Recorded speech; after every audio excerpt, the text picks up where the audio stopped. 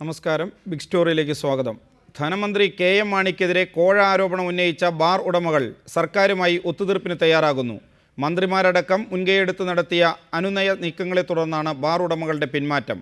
ബിജു രമേശ് ഉന്നയിച്ച കോഴ ആരോപണം ശരിയാണെന്ന് സാക്ഷ്യപ്പെടുത്തിയ അരൂരിലെ ബാർ ഉടമ മനോഹരൻ നിലപാട് തിരുത്തി രംഗത്ത് വന്നത് ഇതിൻ്റെ സൂചനയാണ്. കെ എം മാണി പണം വാങ്ങിയ കാര്യം തനിക്കറിയില്ലെന്നും ആരോപണം ഉന്നയിക്കുമ്പോൾ താൻ മദ്യലഹരിയിലായിരുന്നു എന്നുമാണ് മനോഹരൻ്റെ വിശദീകരണം. കെ എം മാണിക്കെതിരായ കോഴ ആരോപണം ഉയർത്തിയ രാഷ്ട്രീയ കൊടുങ്കാറ്റ് വലിയ നാശനഷ്ടമുണ്ടാക്കാതെ അടങ്ങുകയാണ്. മന്ത്രിമാരും UDF ഘടകകക്ഷി നേതാക്കളും നേരിട്ടിറങ്ങി ബാറുടമകളെ സാന്ത്വനിപ്പിച്ചു. ബാർ ഹോട്ടൽ അസോസിയേഷൻ യോഗം ബിജു രമേശിന് പിന്തുണ പ്രഖ്യാപിച്ചതിന് തൊട്ടു പിന്നാലെ അനുനയ നീക്കം ശക്തമായി.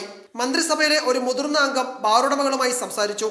ബാർ മുതലാളിമാരുടെ ആശങ്ക ചർച്ച ചെയ്യാൻ സർക്കാരിന് സമയം വേണം. ചില നിർദ്ദേശങ്ങൾ മന്ത്രി മുന്നോട്ട് വെച്ചു. കൂടുതൽ ചർച്ചകൾ നടത്താമെന്ന ഉറപ്പും ലഭിച്ചു. ഇതോടെ ബിജു രമേശും ആരോപണം മയപ്പെടുത്തി. മാണിക്കെതിരെ മൊഴി നൽകി തെളിവ് നൽകാതെ ബിജു രമേശ് മടങ്ങി. തൊട്ടുപിന്നാലെ ബിജു രമേശിന്റെ ആരോപണം ശരിയാണെന്ന് സാക്ഷ്യപ്പെടുത്തിയ അരൂരിലെ ബാർ ഉടമ മനോഹരനും പിന്മാറി. മദ്യലഹരിയിലായിരുന്നു താൻ മാണിക്കെതിരെ കോഴ ആരോപണം ഉന്നയിച്ചത്. മാണിയുടെ വീട്ടിൽ പോയിട്ടില്ലെന്ന് മാത്രമല്ല, കെ എം മാണിയെ തനിക്ക് അറിയുക പോലുമില്ല. എൻ്റെ ഭാഗത്തുനിന്ന് വന്ന ഒരു തെറ്റാണ്. ഞാൻ വ്യക്തമല്ലാത്തൊരു കാര്യത്തെക്കുറിച്ചാണ് പറഞ്ഞത്. എൻ്റെ ഭാഗത്ത് തെളിവുകളൊന്നുമില്ല. അതിനാൽ ആരോപണം എനിക്ക് അടിസ്ഥാനരഹിതമാണ് എന്ന് എൻ്റെ ഭാഗത്തുനിന്നുണ്ടായ ആരോപണം അടിസ്ഥാനരഹിതമാണെന്ന് തന്നെ എഴുതി ഞാൻ അറിയിച്ചിട്ടുണ്ട്. കോഴയല്ല, തെരഞ്ഞെടുപ്പ് ഫണ്ടാണ് കെ എം മാണിക്ക് കൈമാറിയതെന്ന് മൊഴി നൽകണം എന്നാണ് ബിജു രമേശിന് ലഭിച്ച നിർദ്ദേശം. മറ്റു നേതാക്കൾ പണം വാങ്ങിയ വിവരം തൽക്കാലം ബാറുടമകളുടെ മനസ്സിലിരിക്കും. പകരം ബാറുടമകൾക്ക് എന്ത് ലഭിക്കുമെന്ന് ഇപ്പോൾ പറയാൻ കഴിയില്ല. ബിജു രമേശ് ഉന്നയിച്ച ആരോപണം പ്രതിപക്ഷം ഏറ്റെടുക്കാതിരുന്നതും അനുനയത്തിന് വിധേയരാകാൻ ബാറുടമകളെ നിർബന്ധിതരാക്കി. S Vijayakumar, reporter, Kochi. ഈ വിഷയമാണ് ഇന്ന് ബിഗ് സ്റ്റോറി ചർച്ച ചെയ്യുന്നത്.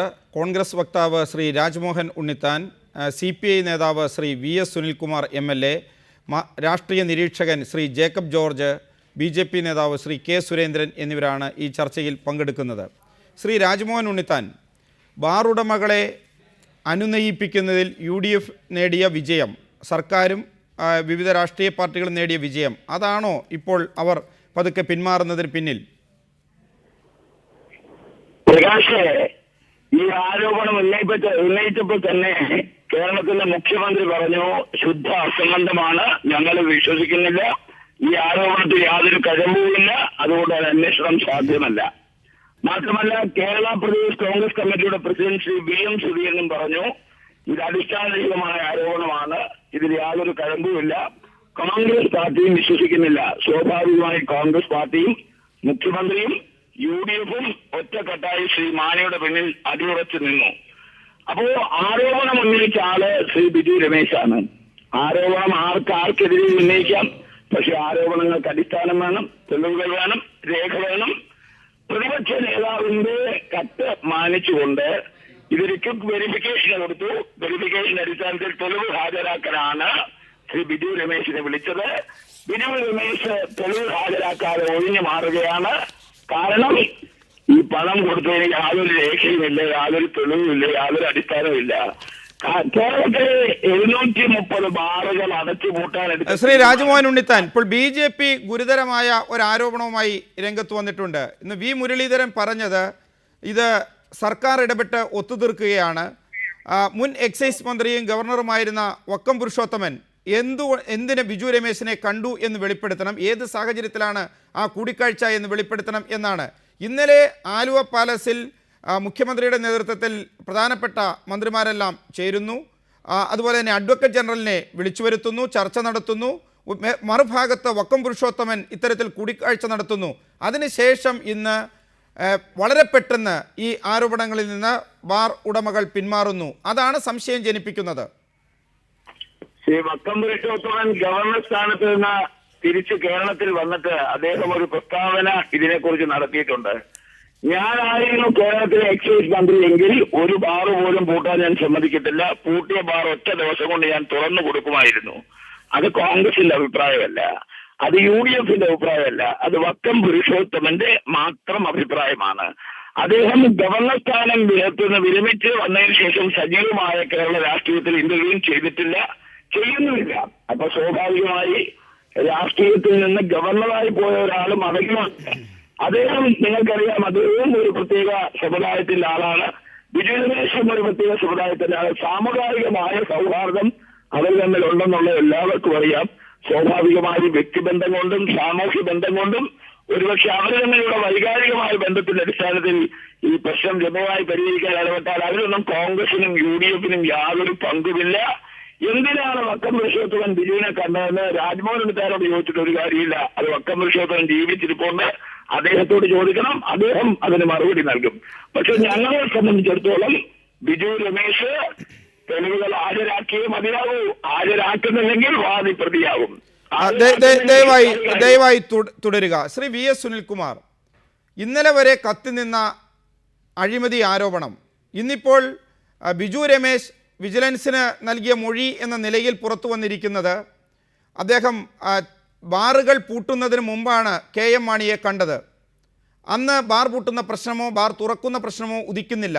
അതുപോലെ തന്നെ ഈ പണവുമായി KM മാണിയുടെ വസതിയിലേക്ക് പോയി എന്ന് പറയുന്ന മനോഹരൻ, അദ്ദേഹം പറയുന്നു ഏത് മാണിയെ ഞാൻ ചിത്രത്തിൽ മാത്രമാണ് കണ്ടിട്ടുള്ളൂ, പാലായിലെ മാണിയുടെ വീട് എനിക്കറിയില്ല. ഒരു സുപ്രഭാതത്തിൽ ഇവർ പിന്മാറുന്നു. അതേ സമയത്ത് തന്നെ K ബാബുവും അതുപോലെ തന്നെ ഉമ്മൻചാണ്ടിയും ഇന്ന് ബാർ ഉടമകളെ വെല്ലുവിളിക്കുന്നു, പണം വാങ്ങിയവരുടെ പേര് പുറത്തുവിടണം എന്ന്. എന്ത് സംഭവിച്ചു ഈ നീക്കത്തിൽ?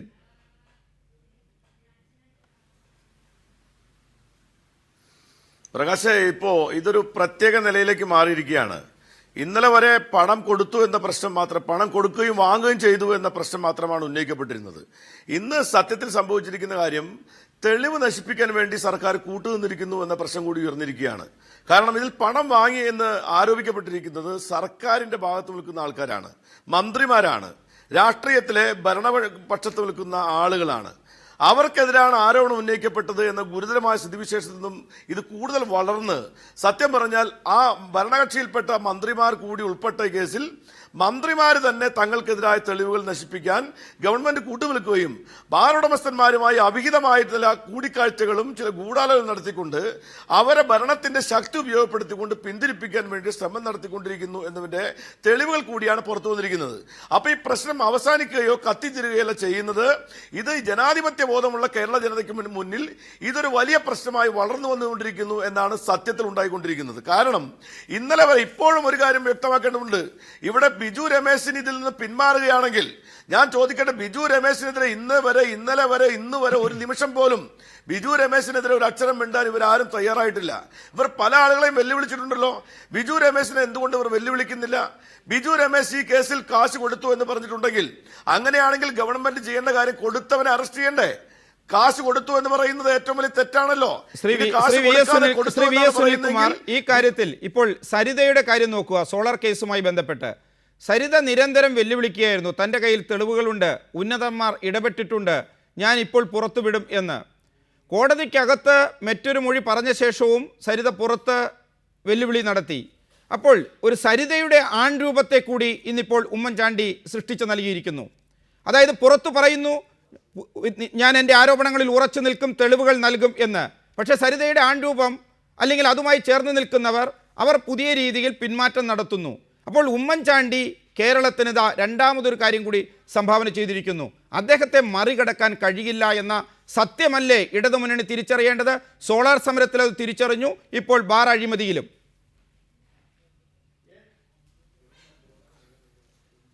എന്റെ പ്രകാശം, നാണവും മാനമില്ലാത്തൊരു മുഖ്യമന്ത്രിക്ക് ഇതിലും വലുതും ചെയ്യാം.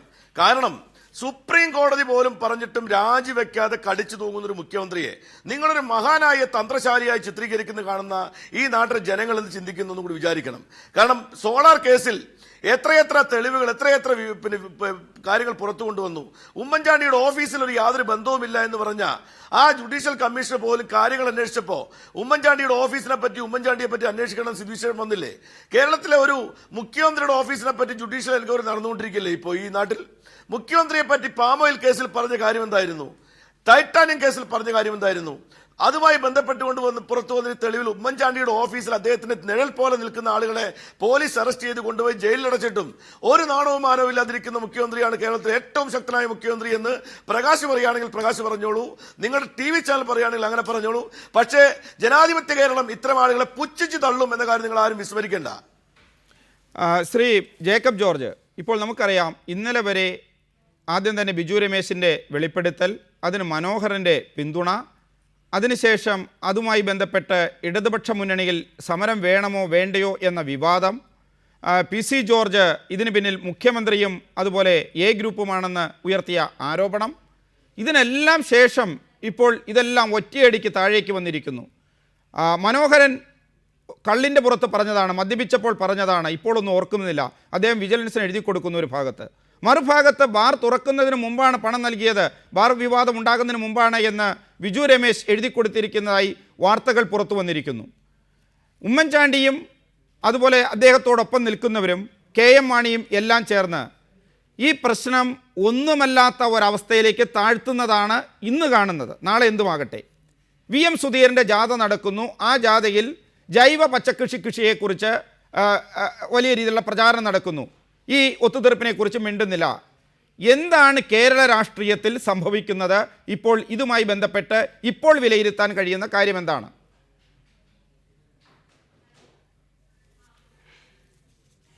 ഇവിടെ ഞാൻ കാണുന്നത് നേരത്തെ പ്രകാശ് ചൂണ്ടിക്കാണിച്ചതുപോലെ ഉമ്മൻചാണ്ടിയുടെ നേതൃത്വത്തിലുള്ള ഗവൺമെന്റിന്റെ ഒരു ജൈത്രയാത്രയാണ്. രാഷ്ട്രീയമൊന്നുമല്ല ഞാനീ പറയുന്നത്, എനിക്ക് രാഷ്ട്രീയമൊന്നുമില്ല. പക്ഷേ സുനിൽകുമാർ പറഞ്ഞുവല്ലോ, ഉമ്മൻചാണ്ടിയെ കുറ്റപ്പെടുത്തിയല്ലോ. പക്ഷേ മുഖ്യമന്ത്രിക്കെതിരെ അല്ലെങ്കിൽ ഈ ഗവൺമെന്റിനെതിരെ എന്തെങ്കിലും ഒരു നീക്കം നടത്താൻ ഇവിടുത്തെ കേരളത്തിലെ പ്രതിപക്ഷത്തിന് കഴിഞ്ഞോ? ഇത് പ്രതിപക്ഷം തന്നെ പലതട്ടിലല്ലേ. അദ്ദേഹത്തിന്റെ നേതാവ് സഖാവ് പന്ന്യൻ ഒരു കാര്യം പറയും, പിണറായി വേറൊരു കാര്യം പറയും, VS മറ്റൊരു കാര്യം പറയും. ഇതിൽ ഒരു ഐക്യനിര കെട്ടിപ്പടുക്കാൻ ഈ പ്രതിപക്ഷ നേതൃത്വത്തിന് കഴിഞ്ഞോ? ഇത്രയും ബാർ വിഷയം ഇവിടെ കിടന്ന് താണ്ഡവ നൃത്തമാടിയിട്ട് അതൊന്ന് രാഷ്ട്രീയമായിട്ട് വിനിയോഗിക്കാൻ പോലും ഇവിടുത്തെ പ്രതിപക്ഷത്തിന് കഴിഞ്ഞില്ലല്ലോ. അപ്പോൾ പ്രതിപക്ഷം പരാജയപ്പെടുമ്പോൾ അതിൻ്റെ മേലെ കൂടെ ജൈത്രയാത്ര നടത്താൻ ഉമ്മൻചാണ്ടിക്കും കൂട്ടർക്കും കഴിഞ്ഞിരിക്കുന്നു എന്നുള്ളതാണ് ഈ മദ്യവിവാദം നൽകുന്ന കേരള സമൂഹത്തിന് നൽകുന്ന വലിയ ഗുണപാഠം. പിന്നെ രണ്ടാമത്, എന്താ ഒത്തുതീർപ്പിനകത്ത് പറയുന്നുണ്ട് നമ്മളൊന്നും പുറത്ത് അറിഞ്ഞിട്ടില്ല. ഇന്നിപ്പോൾ ബിജു പോലീസിൽ കയറുന്ന വാതുക്കൽ എത്തും വരെ പറഞ്ഞത് ഞാനെല്ലാം കൊടുക്കാൻ പോവാണ്, മാണിയെ ഇപ്പം നോക്കിക്കോ, ഇത് കെട്ടിത്തൂക്കിയിട്ട് തൊലി ഉരിച്ച് കാണിക്കാം എന്നുള്ള മട്ടിലാണ് ബിജു രമേശ് പത്രക്കാരോട് പറഞ്ഞത്. നമ്മളെല്ലാം കണ്ടത് ലൈവായിട്ട്. എന്ത് സംഭവിച്ചു എന്ന് നമുക്കറിയാം. അപ്പോൾ ഇന്നലെ രാത്രി തന്നെ ഇതിൻ്റെ എല്ലാം റെഡിയാക്കിയിരിക്കുന്നു, ഒത്തുതീർപ്പ് റെഡിയാക്കി കഴിഞ്ഞു ഇന്നലെ രാത്രി തന്നെ. പക്ഷേ ഈ കാര്യമൊന്നും സുധീരൻ അറിഞ്ഞിട്ടില്ല. ഇനി നാളെ മുതൽ ഘട്ടം ഘട്ടമായിട്ട് ബാറുകൾ അടച്ചുപൂട്ടും എന്നതിന് പകരം ഘട്ടം ഘട്ടമായിട്ട് ബാറുകൾ തുറക്കാൻ പോവുകയാണ്. അതാണ് ഇപ്പോൾ കേരളത്തിൽ നടക്കാൻ പോകുന്നത്. എല്ലാം ക്ലീനാക്കി കഴിഞ്ഞു.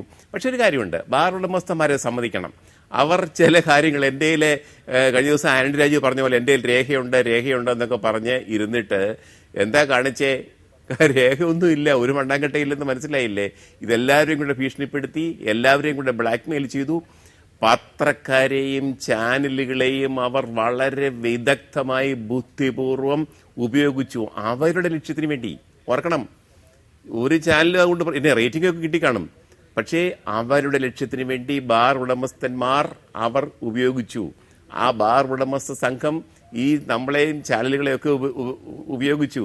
ഭാഗ്യത്തിന് ഞാൻ ആദ്യമേ പറഞ്ഞു ഇവരുടെ തെളിവ് കാണാതെ ഞാനൊന്നും കമ്മിറ്റ് ചെയ്യത്തില്ല എന്ന് എൻ്റെ എന്തോ ഒരു നേർബുദ്ധിക്ക് അങ്ങനെ തോന്നി.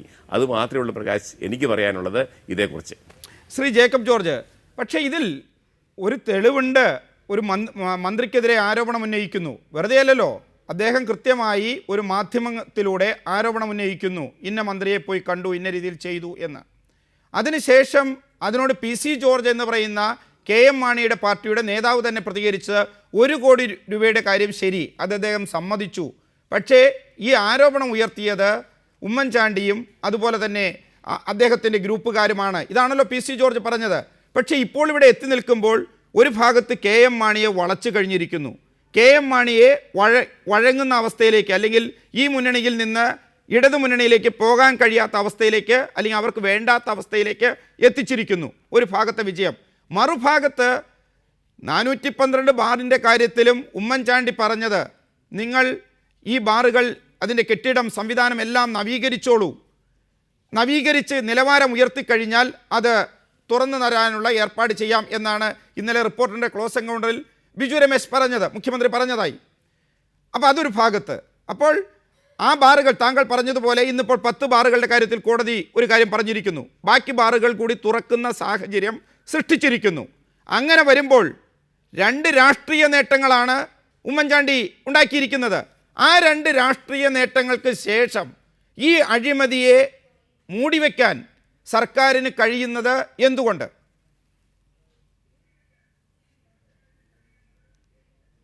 അല്ല പ്രകാശേ, അതിന് ഞാൻ പറയാമല്ലോ. ഈ അഴിമതി കഥ കൊണ്ടുവന്നതാരാ? ബാർ ഉടമസ്ഥന്മാർ. ആരാണ്, എന്താണ് ബാർ ഉടമസ്ഥന്മാർ? ഇതിലെ ഗുണഭോക്താക്കളാണ്. ഈ വിഷയത്തിൽ ഗുണം കിട്ടിയത്, പ്രയോജനം കിട്ടിയത് ബാർ ഉടമസ്ഥന്മാരാണ്. ഇപ്പം പ്രകാശോ മാധ്യമപ്രവർത്തകൻ എന്ന നിലയ്ക്ക് ഞാനോ ഒരു സ്കൂപ്പ് കൊണ്ടുവന്നാൽ, ഒരു അഴിമതി കഥ പുറത്തു കൊണ്ടുവന്നാൽ, പ്രകാശെ ഒന്ന് ഓർക്കണം, നമ്മൾ ഗുണഭോക്താക്കളല്ല. നമുക്കതിൽ നിന്ന് യാതൊരു നേട്ടവുമില്ല. കൂടിയാല് പത്രത്തിൽ എൻ്റെ ഒരു ബൈലൈൻ അടിച്ചു വരും. എനിക്ക് അത് പ്രൊഫഷണലായിട്ടൊരു നേട്ടമാണ്. പ്രകാശിന് ഒരു നല്ല സ്റ്റോറി ബ്രേക്ക് ചെയ്താൽ പ്രകാശിന് പ്രൊഫഷണലായിട്ടൊരു നേട്ടമുണ്ടാവും. ആ ഒരു ഗുണം മാത്രമേ പ്രകാശിനോ എനിക്കോ നമ്മളെപ്പോലുള്ള മാധ്യമങ്ങൾക്കോ കിട്ടുകയുള്ളൂ. പക്ഷേ ബിജു രമേശ് ഇവിടെ ഒരു സ്കൂപ്പ് പുറത്തുവിടുമ്പോൾ അതിൻ്റെ ഗുണം, അതിൻ്റെ നിയന്ത്രണം അദ്ദേഹത്തിൻ്റെ കയ്യിലാണ്. അദ്ദേഹം പറയുന്നത് പോലെ, അദ്ദേഹം മനസ്സിൽ കാണുന്നത് പോലെ അതിൻ്റെ ഗതിവിഗതികൾ അദ്ദേഹത്തിന് നിയന്ത്രിക്കാൻ കഴിയും. കാരണം രേഖകൾ അദ്ദേഹത്തിൻ്റെ കയ്യിൽ മാത്രമേ ഉള്ളൂ. അദ്ദേഹത്തിൻ്റെ കയ്യിൽ മാത്രമാണ് രേഖയുള്ളത്. ഇവിടെ മാധ്യമങ്ങൾക്ക്, നമുക്ക് അങ്ങനെ സ്ഥാപിത താല്പര്യങ്ങളില്ലാത്തത് കൊണ്ട് ആണ് ഇതുപോലെയുള്ള ദുരന്തങ്ങൾ നമ്മളൊക്കെ പുറത്തു കൊണ്ടിരുന്ന വസ്തുതകൾക്ക് ഉണ്ടാവാതെ പോകുന്നത്. പക്ഷെ ഒരു കാര്യം ഓർക്കണം, എന്തുകൊണ്ട് കേരളത്തിലെ മാധ്യമങ്ങൾ ഈ വഴിക്ക് തിരിഞ്ഞില്ല? ഇത്ര വലിയ ഒരു അഴിമതി പാഠം നമ്മുടെ ചുറ്റും ഉണ്ട്, നമ്മുടെ ബാറുകൾക്ക് ചുറ്റും നമ്മുടെ രാഷ്ട്രീയക്കാരെ ചുറ്റിപ്പറ്റി ഉണ്ട് എന്നുള്ളത് അറിഞ്ഞിട്ടും നമ്മൾ എന്തുകൊണ്ട് അതിലേക്ക് കടന്നില്ല? അതാണ് വലിയ ചോദ്യം. ഈ സ്കൂപ്പ്, ഈ പൊട്ടിത്തെറി, ഈ ഡൈനമിറ്റ് ഏതെങ്കിലും മാധ്യമങ്ങളുടെ, ഏതെങ്കിലും ഒരു മാധ്യമത്തിൻ്റെ കയ്യിൽ നിന്നാണ് പുറത്തു വിട്ടിരുന്നതെങ്കിൽ തീർച്ചയായിട്ടും ഇവിടെ രാഷ്ട്രീയമായി വലിയ ദുരന്തങ്ങൾ ഉണ്ടാകുമായിരുന്നു. അത് ഇവിടുത്തെ മാധ്യമങ്ങളുടെ, നമ്മുടെയൊക്കെ പരാജയമാണെന്ന് ഓർക്കുക പ്രകാശ്. താങ്കളിലേക്ക് തിരിച്ചെത്താം. ശ്രീ VS സുനിൽകുമാർ, ഇപ്പോൾ ബാർ ഉടമ സംഘം അവർ ആദ്യം തന്നെ KM മാണിക്കെതിരെ അതിൻ്റെ വർക്കിംഗ് പ്രസിഡന്റ് ആരോപണം ഉന്നയിക്കുന്നു. അതിന് തെളിവുണ്ട് എന്ന് പറയുന്നു. അതുമായി ബന്ധപ്പെട്ട് കുറച്ചു ദിവസങ്ങളെങ്കിലും ഉറച്ചു നിൽക്കുന്നു ആരോപണത്തിൽ. അതനുസരിച്ച് കേരളത്തിലെ മാധ്യമങ്ങൾ ഇപ്പോൾ ശ്രീ ജേക്കബ് ജോർജ് പറഞ്ഞതുപോലെ ആ വെളിപ്പെടുത്തലിൻ്റെ അടിസ്ഥാനത്തിൽ ഇതുമായി ബന്ധപ്പെട്ട വസ്തുതകൾ, ഈ പറഞ്ഞ കാര്യങ്ങൾ ജനങ്ങളിലേക്ക് എത്തിക്കുന്നു. പക്ഷേ പ്രതിപക്ഷത്തിൻ്റെ ഭാഗത്തു നോക്കുമ്പോൾ ഇപ്പോൾ CPI നിലപാടെടുത്തു, AIYF മാർച്ച് നടത്തി, അതുപോലെ തന്നെ 11-ന് സമരം പ്രഖ്യാപിച്ചിരിക്കുന്നു. ഇതെല്ലാം നടക്കുമ്പോൾ തന്നെ ഈ ആരോപണം ഉന്നയിക്കുന്ന സംഘടനയ്ക്ക്, അതിൻ്റെ വ്യക്തികൾക്ക് ഒരു സുരക്ഷിതത്വം പ്രതിപക്ഷത്തിൻ്റെ ഭാഗത്ത് നിന്ന് ഈ ആരോപണത്തിൻ്റെ അടിസ്ഥാനത്തിൽ ഒരു സമരം നടക്കുക, അതുമായി ബന്ധപ്പെട്ട് സർക്കാർ കൂടുതൽ പ്രതിസന്ധിയിലാക്കുക, ഈ ആരോപണത്തെക്കുറിച്ച് അന്വേഷിക്കാൻ കഴിയുന്ന ഒരു സാഹചര്യം സൃഷ്ടിക്കപ്പെടുക, ഇതൊന്നും തന്നെ ഉണ്ടായിട്ടില്ല. ഏതെങ്കിലും ഒരു ഉത്തരവാദിത്തപ്പെട്ട ഏജൻസി അന്വേഷിക്കണം എന്ന ആവശ്യം ഉത്തരവാദിത്വത്തോടു കൂടി മുന്നോട്ട് വയ്ക്കാൻ യോജിച്ച പ്രതിപക്ഷം പരാജയപ്പെട്ടു. അങ്ങനെ വരുമ്പോഴാണ് വക്കം പുരുഷോത്തമൻ, ഇപ്പോൾ BJP ആരോപിച്ചതുപോലെ വക്കം പുരുഷോത്തമൻ ഇടപെടുന്നു, ഉമ്മൻചാണ്ടി യോഗം വിളിച്ചു ചേർക്കുന്നു, മധ്യസ്ഥ ചർച്ചകൾ നടക്കുന്നു. അപ്പോൾ പ്രതിപക്ഷത്തെ ആശ്രയിച്ചിട്ട് കാര്യമില്ല. എന്തെങ്കിലും ഇതിൽ നിന്ന് വീണ് കിട്ടുകയാണെങ്കിൽ അത് വാങ്ങിക്കൊണ്ട് തെളിവുകളെല്ലാം മൂടി വച്ചുകൊണ്ട് അവരുടെ ആവശ്യം നേടിയെടുക്കാൻ എന്ന അവസ്ഥയിലേക്ക് അവർ എത്തിയത്. അതെന്തുകൊണ്ട് സംഭവിച്ചു?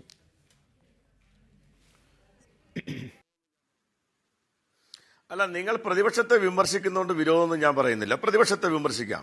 പക്ഷെ എല്ലാം പ്രതിപക്ഷത്തിന്റെ കുഴപ്പം കൊണ്ടാണ് ഈ ഉമ്മൻചാണ്ടി ഈ കാര്യങ്ങളൊക്കെ ചെയ്തുകൊണ്ടിരിക്കുന്നത്. ഉമ്മൻചാണ്ടിയും KM മാണിയും തമ്മിലുള്ള നടത്തിയിരിക്കുന്ന അഴിമതിയൊന്നും ഒരു പ്രശ്നമല്ല. നിങ്ങൾ പ്രതിപക്ഷത്തിനകത്തുള്ള അഭിപ്രായ വ്യത്യാസത്തെ പറ്റി പറഞ്ഞു. ഭരണകക്ഷിക്കകത്ത് PC ജോർജും കോൺഗ്രസ് തമ്മിൽ അഭിപ്രായ വ്യത്യാസം ഉണ്ടായിരുന്നില്ലേ? കോൺഗ്രസിന്റെ UDF നേതാവായിരുന്ന PC ജോർജ് ആണല്ലോ ആ അഴിമതിയുടെ പുതിയ കഥകൾ വെളിച്ചത്ത് കൊണ്ടുവന്നത്.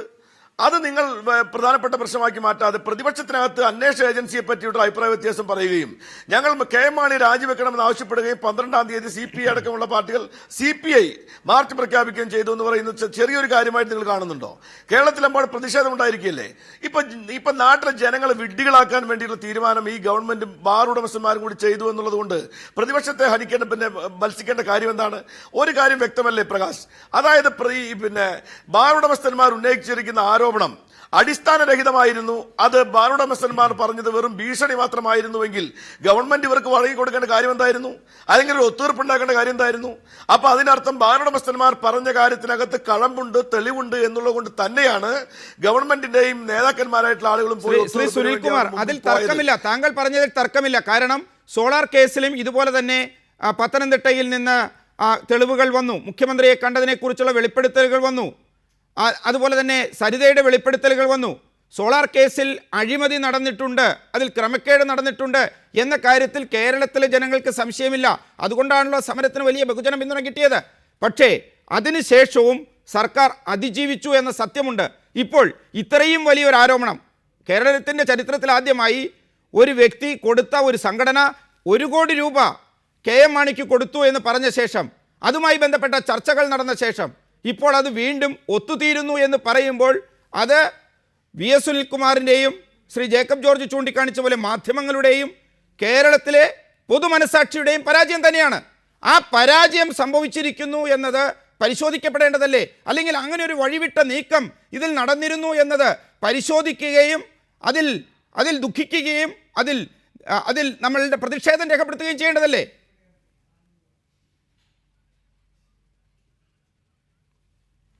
പ്രതിഷേധം രേഖപ്പെടുത്തുക മാത്രം. പ്രകാശ്, ഞാൻ ഒരു കാര്യം ചോദിക്കട്ടെ. ഈ നാട്ടിലെ ജനങ്ങളെയും എല്ലാവരെയും ഇവർ വിഡ്ഢികളാക്കിക്കൊണ്ടിരിക്കുകയല്ലേ? വാങ്ങിയവരും കൊടുത്തവരും. ജേക്കബ് ജോർജ് പറഞ്ഞ വളരെ ബുദ്ധിപരം, അദ്ദേഹത്തിന് വളരെ ശരിയായിട്ടൊരു നിരീക്ഷണമാണ്.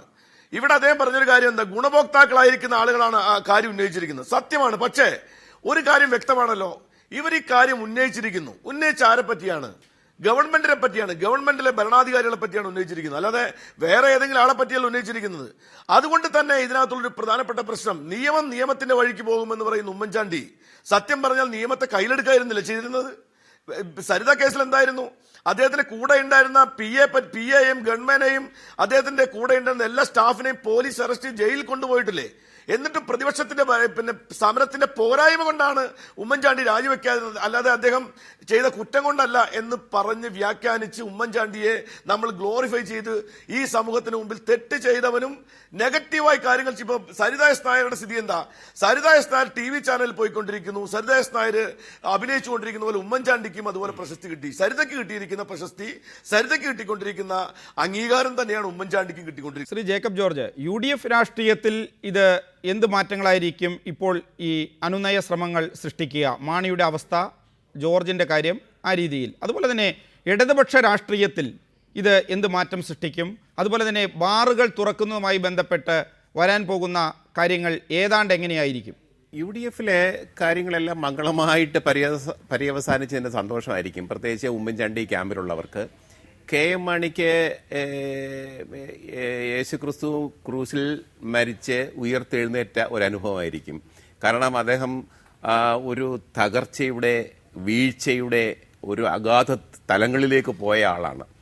അപ്പോൾ വീണ്ടും വരിക എന്ന് പറഞ്ഞാൽ അത് K.M. മാണിയും അദ്ദേഹത്തോടൊപ്പം നിൽക്കുന്നവരും ആഘോഷിക്കും. ഒരു കാര്യമുണ്ട്, K.M. മാണിയോടൊപ്പം നിൽക്കുന്നത് പഴയ PJ ജോസഫ് വിഭാഗമായിരുന്നു എന്ന കാര്യം പ്രത്യേകം ഓർമ്മിക്കണം. PC ജോർജ് എവിടെ എന്നുള്ള ചോദ്യം ഇപ്പോൾ ഉദിക്കുന്നുണ്ട്. 2 ദിവസം അദ്ദേഹം രംഗത്ത് വരും എന്ന് പറയുന്നുണ്ട്. പക്ഷെ അതൊരു ഭീഷണി തന്നെയാണ്, സംശയമില്ല. പിന്നെ UDF-ൽ അങ്ങനെ ബാക്കി കാര്യങ്ങളെല്ലാം മംഗളമാണ്. ഇനി ഒരേ ഒരു വിഷയം, ഈ കാര്യങ്ങളൊന്നും സുധീരൻ അറിഞ്ഞിട്ടില്ല എന്നുള്ളതാണ്. നേരത്തെ പ്രകാശ് ചൂണ്ടിക്കാണിച്ചതുപോലെ അദ്ദേഹം അച്ചടക്കം, സത്യം, നമ്മളൊക്കെ നല്ല കാര്യങ്ങളൊക്കെ ചെയ്യണം എന്ന് പറഞ്ഞും കൊണ്ട് ഒരു രാഷ്ട്രീയവുമില്ലാത്തൊരു ജാഥ നടത്തിക്കൊണ്ടിരിക്കുകയാണ് കാസർഗോഡ് നിന്ന് ഇങ്ങോട്ട്. അദ്ദേഹം ഇതൊന്നും അറിഞ്ഞിട്ടില്ല. പാവം VM സുധീരൻ. പ്രതിപക്ഷമാണ് ഇതുവരെയും പ്രതിപക്ഷത്തിന് ഒരു കേരളത്തിൽ ഒരു മാർക്കുണ്ടാക്കാൻ കഴിഞ്ഞിട്ടില്ല. ഇനിയുമെങ്കിലും ഈ സാഹചര്യങ്ങൾ ഫലപ്രദമായിട്ട് എങ്ങനെ ഉപയോഗിക്കാം എന്നുള്ള രാഷ്ട്രീയം അവർ കണ്ടുപിടിക്കേണ്ടിയിരിക്കുന്നു എന്നതാണ് എനിക്ക് പറയാനുള്ളത്. വളരെ നന്ദി Shri Jacob George, Shri V.S. Sunilkumar MLA, Shri Rajmohan Unnithan ഈ ചർച്ചയിൽ പങ്കെടുത്തതിന്. ബിഗ് സ്റ്റോറി ഇവിടെ അവസാനിക്കുന്നു. നമസ്കാരം.